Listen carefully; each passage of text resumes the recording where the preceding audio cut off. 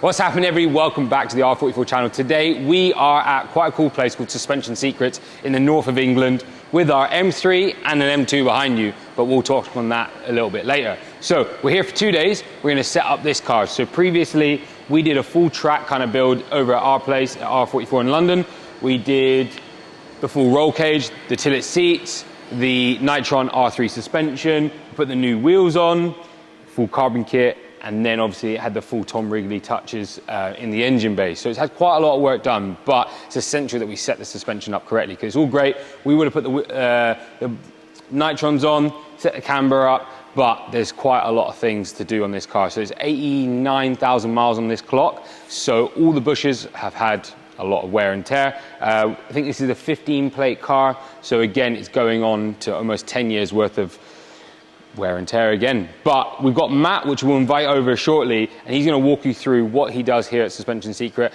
He does quite cool things. He does top mounts, does fixed bushes, arms, everything's machined here in the UK, which is quite cool. So it's a product range that we're going to add to our site as well. So these products are only going to be available for online order, home install or installation at R44 and loads of other options. But yeah, let's catch you back in a minute.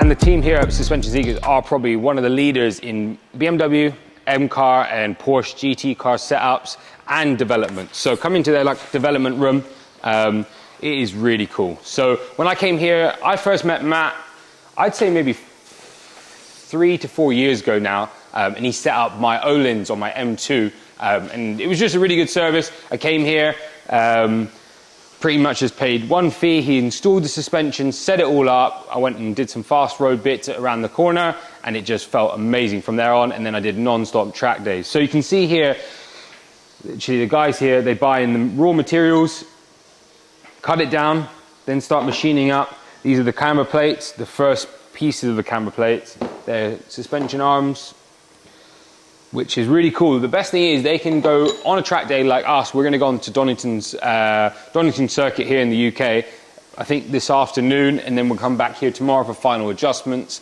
But we can literally go on track, talk to Matt, he can kind of refine things. If he needs to change anything, he can just jump in his machine shop and start machining things down. So you can see here some of the new products that are coming from Matt. Look at this anodized, etched in with the Suspension Secret logo, beautiful piece. So he's pretty much going to offer you full packages from like a hand pack 1 all the way up to hand pack 6. I think I'm going to go for a 5, so I'm pretty much going all out. Yeah, the car's going to have everything. It's going to be a bit crazy, it's going to be a bit noisy to drive, but we'll report back when you invest this much into your suspension, what it's like day to day to live with. But you can see some of the machines that Matt and the team have invested in. It's great to see from a growing company here in the UK. You can see here they've just finished some etching on some rods, and yeah, let's go. Let's get Matt in. Let's talk about the parts that are going on our M3, and let's see how worn out our car is, because that's what I'm most excited about, is figuring out how worn out our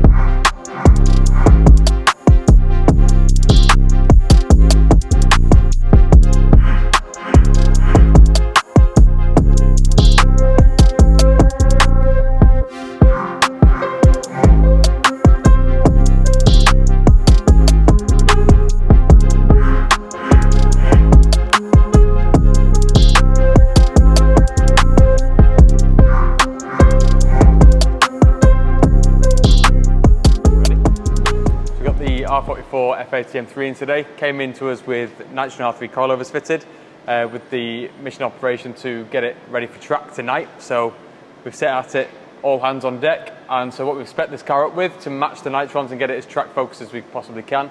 We fitted our off-center caster bushes up front. That's a solid mounted bearing at the front, so it gets rid of the huge rubber bush, reduces flex under braking, and introduces more caster for more high stability and better steering feel and more camber gain through the corner. We've also spec'd up some EIBACH roll bars front and rear. These are a thicker roll bar at the front and the rear, but they keep the distribution the same So it's going to help the car corner flatter, but keeping it nice and soft and supple in the straight lines. So then the rest of it's pretty much at the back. So at the back, starting here, we've fitted our traction arms. So this is replaces an arm with a rubber bushing again. This car's done quite a few miles, so the rubber bushes, the standard, were pretty failed, so it was a good job to go rose jointed. These also reduce the flex anyway, even if your arm's brand new, and keeps the rear far more stable at high speeds. With it being adjustable, we can also set this arm longer than standard to give more traction on throttle, because we've changed the kinematics at the rear end to allow the hub to rotate under throttle, digging the back end in and giving a lot more traction on corner exit. We've also fitted our camber arms up top. These again remove arms with rubber bushes in, they reduce flex through the corner, and they also mean that we can go past the window of adjustment that's given us standard with the eccentric washer, so we can get far more camber adjustment than we otherwise could, and it generates a more stable chassis with them being rose jointed. At the back, we've got the rear toe arms. Of all the arms on the back of this car, this is probably the one that flexes most through the corner as standard. So replacing it with rose jointed ends with no flex whatsoever keeps the settings that we put on the car there all the time, keeping the back end way more stable, way more consistent, and generating much more grip at the rear end as well. So with all these bits fitted to the car, we can now get it down, get the wheels on, and get a full setup on it, because we're heading to track in about an hour.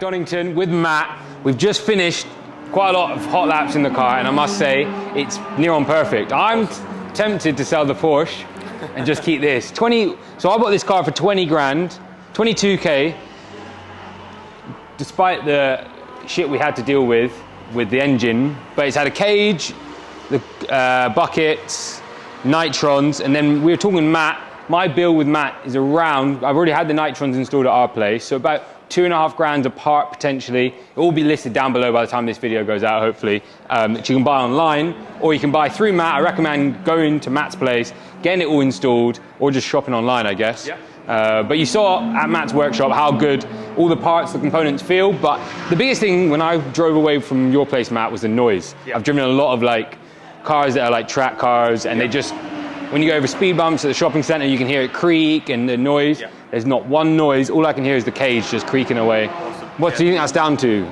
The bearings. Like, yeah, we've put a lot of development time into the bearings. So we have had arms in the past where they have not, and that's why we've really focused down on sourcing the best bearings in the world. And we're really confident now the bearings we've got are just immaculate. Yeah. That's good. And so I've gone for like a stage 5 handling pack. Yeah. What do you think? What would you recommend if you're just let's say you pick this up? Yeah, well, sure. This was an F-Series M2. What would you choose if you just got to put? A lot of our customers are probably wanting to go to that next step. Like my next step with Dylan's M2, for example, or the shop M2, is a camber plates. Yeah. Then what else would you do? Set of camber plates. Yeah, so springs or high-adjustable springs is a nice step up if you don't want to go to a full coilover. And then the go-tos after that really are rear toe arm and a front control arm bush. That's really nice, and that's what we've done on this, right? Yeah. So rear control arm. So this is the new G87 M2, and it's very similar. I think I remember you actually did, so 4 years ago you did my F87 M2. You did a purple M2 with Öhlins, Milway camber plate, and I think some adjustable arm. And it was mile after mile the best car I've driven, just because you could throw it on any track and enjoy it, and then just drive it on the road, no wear and tear on the tires. But yeah, overall, I must say, huge improvement. And we got rid of those horrible bushes that were 87,000, 90,000 miles old. Yeah, anyways, links are below. This is a big roundup. We'll get some in-car footage, or you might have seen it already. I'm gonna go out now in this, and then go out in that. And yeah, if you want to shop below, parts will be online, hopefully. And that's one thing Matt's pushing, is the packaging. Everything around the parts is beautiful, and you can fit them at home if you're able to. Otherwise, hit up Matt and his team, and they'll book you in and get the geo. Because the most important thing is you can fit the parts, but it's all about the alignment. Getting it set up properly. Yeah, and I must say, it just feels correct. And then there's one thing that the cars are a little bit wallowy on the back, and Matt can pinpoint exactly what it is. So it is really good to spend time with Matt, explain what you want. To be honest, what you set up for me might be very different to the next guy. It's subjective. It always is. Yeah, and what you're pushing. But yeah, Matt, I must say thank you very much. Anytime. It's an absolute pleasure. And we'll be back again very soon with the M3 to try and get it to squat better, ready for the drag racing. Sounds good. Yeah.